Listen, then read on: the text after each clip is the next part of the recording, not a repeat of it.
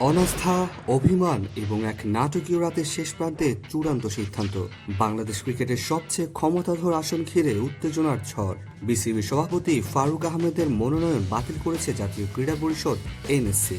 একই সঙ্গে শেষ হলো তার বিতর্কিত নেতৃত্বের অধ্যায়। শুরু হতে যাচ্ছে বোর্ড রাজনীতির নতুন খেলা। সরকারের তরফ থেকে ক্রীড়া প্রতিমন্ত্রী আসিফ মাহমুদ সজীব ভুইয়া সরাসরি জানিয়ে দেন, ফারুককে আর বোর্ড সভাপতির চেয়ারে দেখতে চায় না সরকার। কিন্তু ফারুক অনড়।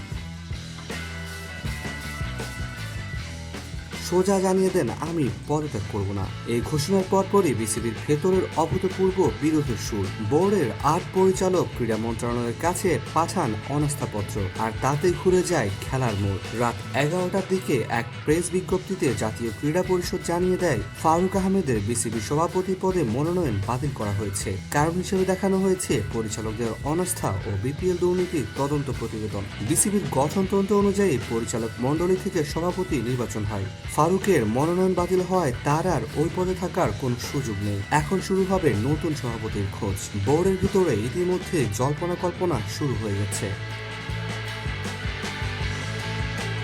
এ বিষয়ে ফারুক আহমেদ একটি সংবাদ মাধ্যমকে বলেন, চিঠিটি আমি দেখেছি, এ নিয়ে এখন কিছু বলবো না। কাল আইনজীবীদের সঙ্গে বসে পরবর্তী সিদ্ধান্ত নিব। বিপিএল নিয়ে ওঠা প্রশ্নের বিভিন্ন অভিযোগ, তদন্ত কমিটির সুপারিশ আর বোর্ডের অভ্যন্তরীণ কোন্দল সব মিলিয়ে কয়েক মাস ধরে ফারুক ছিলেন চাপে। শেষ পর্যন্ত রাজনীতির মার প্যাচে জয় পেলেন না তিনি।